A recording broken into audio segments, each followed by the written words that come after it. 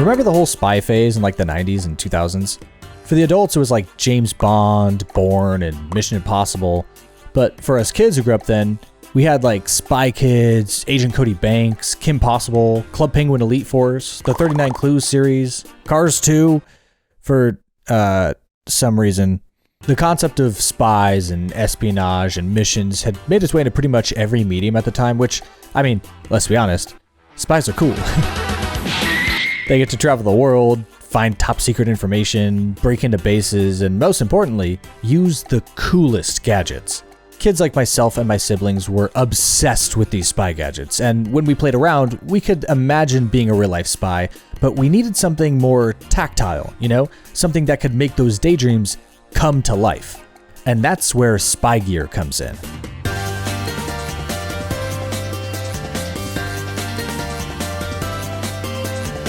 The spy gear toys weren't just cool toys that were like fun to play with. They made you feel like a spy. Well, they are kind of just lights and plastic and maybe like a speaker or something. I mean, heck, these are just sunglasses with a flashlight slapped onto it. And then this one is also sunglasses, but with a microphone. It looks so goofy. And then this one apparently helps someone find their lost hamster. So that's cool. But these toys really brought our make-believe sessions to life. Like when we were playing with them, we really were spies. We were finding the codes, taking down the bad guys, saving the day. The spy gear toys truly let us become spies. But what if I told you that Wild Planet, the company behind Spy Gear, well, they didn't just make spy toys. No. For the holiday season of 2008, they did something different. Something unique, you know? Something that brought the spy genre to a whole new medium. Something like Spy Trackdown.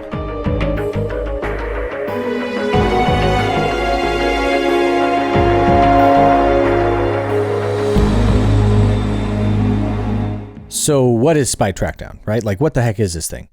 Well, it's a kids spy-themed board game, and hear me out, it's pretty cool. In this game, you play as one of 4 spies, and your goal is to travel around the world and track down this evil spy mastermind. Pretty simple, right? But the best part about this game was this little spy phone right here. This thing was the key to the whole game.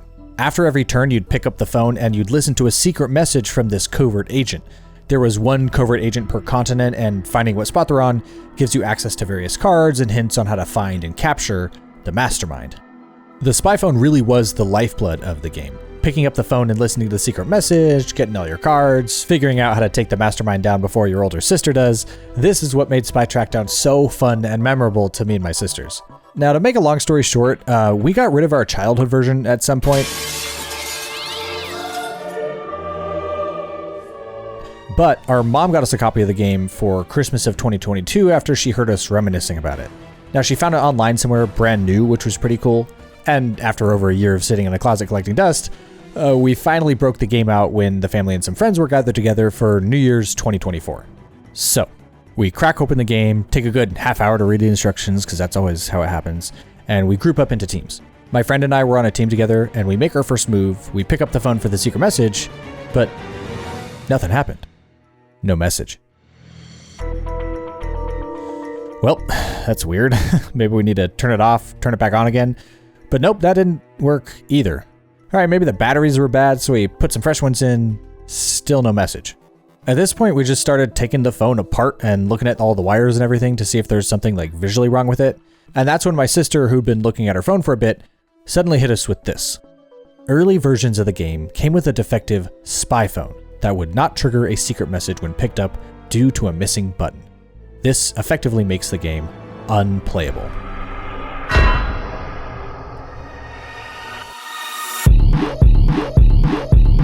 Alrighty, it might kind of help to explain what the heck is going on with these phones right here. One of them works and one of them does not, and while they might look pretty much identical on the surface, it's when you flip them around when things start to look a little goofy, a little silly. Now, this one works, and you can tell because it has 2 buttons, one on the top right and one on the bottom left. This not working one does actually have the top right button. It might look different, but it's the same button. But the bottom one is just completely missing. You might have been able to tell that in the previous shots of the internals of the phone, there is like a hole for it in the back of the casing. But the button is just not there at all. It's completely missing from the board. These phones actually work a little bit differently. when you set the phone on this little cradle, it presses this top button. On both phones, it presses this top button.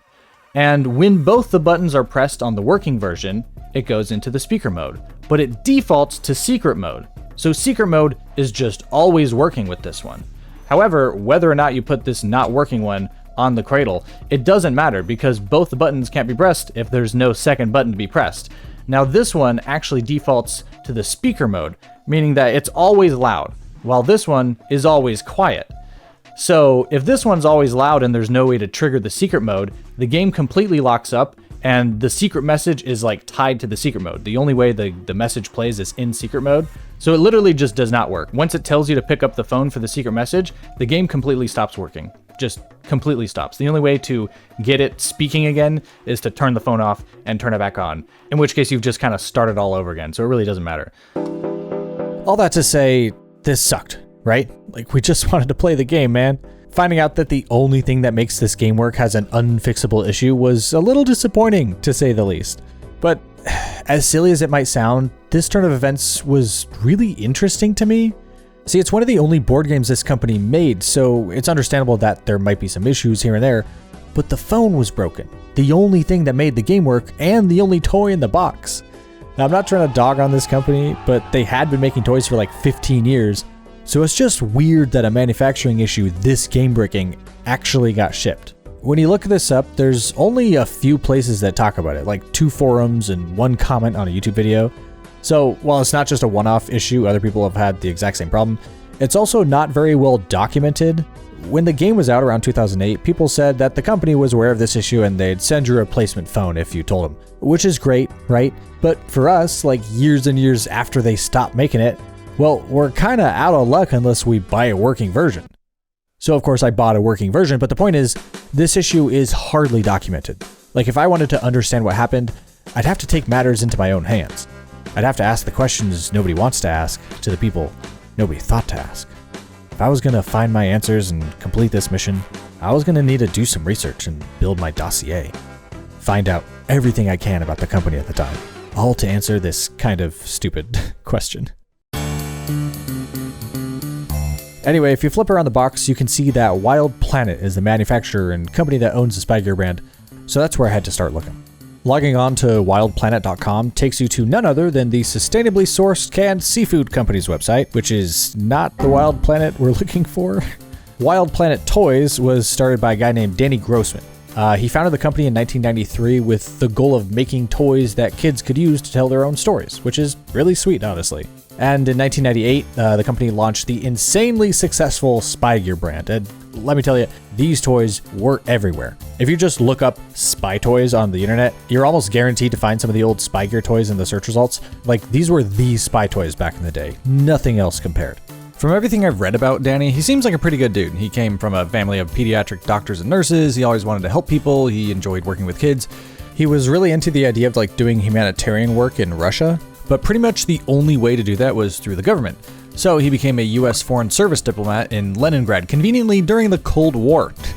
Now, tensions are historically high between the US and the Soviet Union at this time, and, you know, even though he claims that he was a human rights officer, he actually ended up getting kicked out of the country because they accused him of doing espionage. You know, like spy work. He then goes back to the US a few years later and starts this toy company and makes really popular spy toys. My guy, wasn't that the whole reason they threw you out of the USSR? Like, if you're trying to make it subtle, you're not beating those spy allegations. Now, at some point, the company wanted to branch out into other ventures outside of toys, so they rebranded from Wild Planet Toys to Wild Planet Entertainment, and they started publishing books, collaborating with other companies, and also started making board games. One of which being, you guessed it, Spy Trackdown, baby. But as time went by and kids kind of moved on from the whole spy craze thing, sales started to decline and the company was losing their competitive edge, I guess, in the toy industry. And in 2012, Wild Planet and all of its assets were acquired by Spin Master, known for brands like these. And while Spy Gear stuck around for a little bit longer, Wild Planet was no more.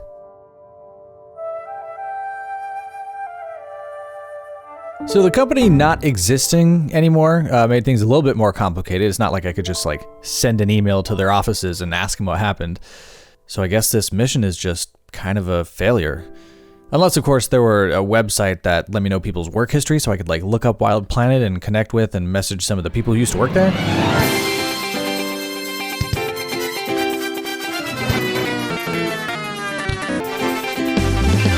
Yep, that's right. I had the brilliant idea to use LinkedIn, baby. Everyone's favorite corporate social media platform that honestly has the most insanely expensive premium plan that I have ever seen. Anyway, there are only 2 people that I could connect with and message on the site, one of which working in accounting, and the other being none other than our best friend and partner, Danny Grossman. In hindsight, reaching out to the top dog first and writing this pretty much essay in the message may not have been the best idea, because he still hasn't responded as of the making of this. So my only hope now was the accountant, which honestly, if Danny didn't respond to some random guy asking him about like a problem an old game had from their defunct company, the chances of this guy responding were pretty slim. But I sent the message anyway, and I waited. A day turned into a week, and I realized I have to accept the fact that I might never really know what happened. The trail was just too cold.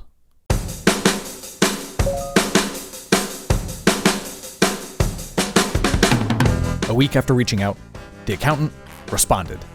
It's hard to describe exactly how excited I was. Like, this was huge for me, and now there was an actual chance that I'd finally know what happened.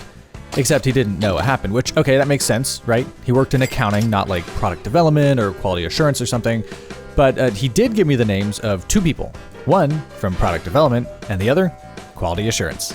So I reached out to both of them. The product development guy got back to me, and we had a brief back and forth, but he also hadn't heard of the issue.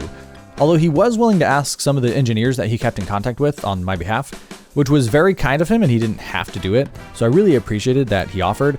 However, it seems like he's a pretty busy guy, and we never spoke after that. He never responded, so there went that lead. Honestly, I was kind of expecting to hit a dead end, right? Like, nobody I had spoken with really knew what I was talking about. But shortly after messaging the quality assurance guy, like I'm talking minutes, he replied, and he was willing to talk to me on a call. I was legitimately super hyped. Like, this was the furthest I've gotten, and probably the furthest I'd ever get on this mission. My head was full of questions for this guy, and we talked for about an hour or so. As much as I'd like to play you the whole conversation because it was actually really interesting, I'm just going to pull out key moments, so enjoy the gameplay in the background while we talk. Also, I'll be referring to him as QA in order to keep him anonymous. I was in charge of what we call product integrity. And so there was everything that happened before it got made and everything that happened after it was released to the public, and kind of in charge of the consumer hotline folks and the people that like would publish all of the instruction sheets or whatever, you know. Mm-hmm. So, okay, wait, I'm curious to know what is going on with Spy Trackdown? Yeah. This is an old game, man. You can't find this anywhere. Exactly. Unless you owned one when you were a kid, maybe? Yeah. I told him the whole story of how we came across this issue and explained what the heck was going on. What? Oh, so you're not aware of this? No. I mean, I'm not aware that there's any other versions made, because you had to have a switch that basically took it from, broadcast to secret. Exactly. That's the only way the game works. Exactly. And, so let me just get this out of the way. QA didn't know the answer to my question, which is fine, and I'll touch on that in a bit.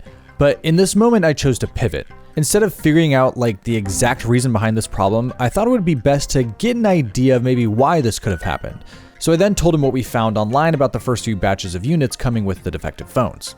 No, there wouldn't have been an error in the first few, just because we always got like a couple cases of production samples. Mm-hmm. If you worked on the product, then you had like sort of your own mint inbox, version. Right. And if there were any production changes, you never saw what happened after that, because you have your working sample, and maybe you bust it out and play with it a little bit, but you put it back. Yeah. So the one that I have, and that would have been the same for me, is like, no, it's one of the very first ones, and it works fine. Like, I play with it still with my 7-year-old.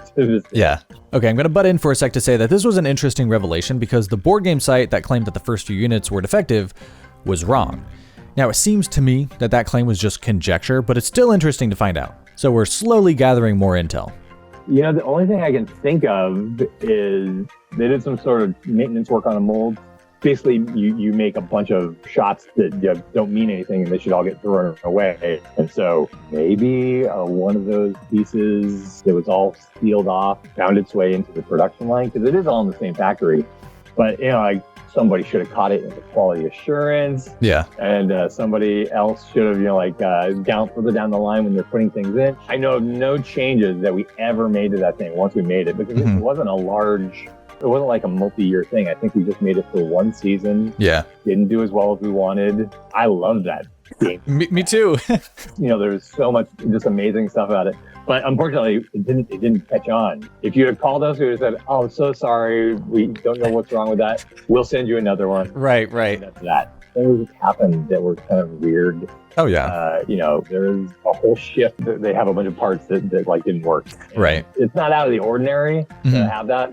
It was very rare that it was like a ton of a thing. But, our policy was always just like, "Oh, we'll send you a new one." It's a bit of a mystery. I don't know anything off the top of my head that would be sort of this is the reason why. Everything that I'm aware of from my time there, it makes me just think you got a 1 in a million. Yeah. Alrighty, let's lay out the facts. The Spy phone worked fine on release because QA's production sample worked just fine. So this means that the issue must have happened midway through its production. It also must not have been very widespread since nobody I spoke with from the company had ever even heard of it before, and that's including a guy who worked in product integrity.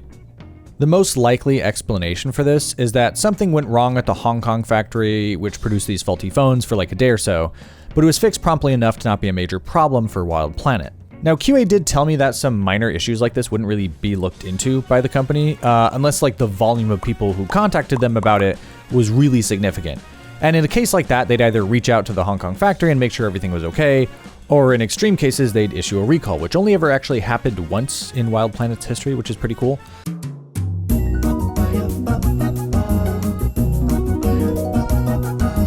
But since QA and nobody else I talked to had ever even heard of phones not triggering the secret message due to a missing button, this issue was just insignificant.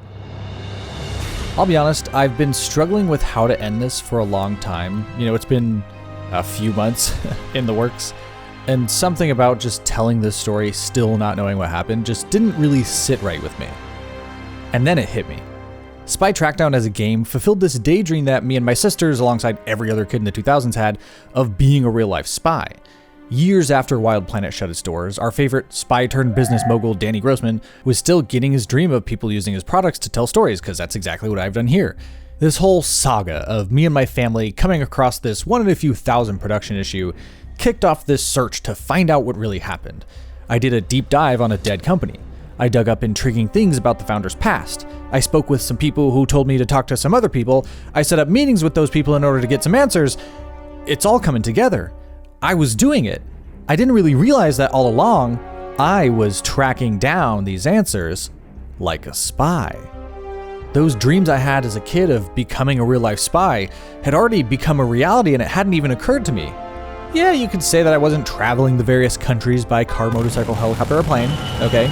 And sure, I wasn't bugging another agent or blocking all major roads or airports or even globally jumping, alright? But I was tracking down and searching for the mastermind. And the mastermind in this scenario is like the question, in case you're not getting it. And while the answers I got might have been a little underwhelming, well, I still got them. For all intents and purposes, I captured the mastermind, and I won. But that's about it for me. I hope you enjoyed this journey. I really do. And if you actually want to see more of me in like a more relaxed, unscripted setting, I stream over on Twitch, twitch.tv/PapaNCF, no underscore over there. Go ahead, drop a follow. You'll be notified of when I go live next. We do some silly, goofy stuff over there. It's a good time. But I hope you have a wonderful rest of your day. Farewell, and salutations. Oh my god, I have so many orders, guys. This is terrible. I hate this so much. Now that's Greek. That's not... Wait, is that? I don't know, man. It's all Greek to me. There you go. Hey! Got him. I had to. All right. Ooh, they kind of look like an eagle, or like a hawk.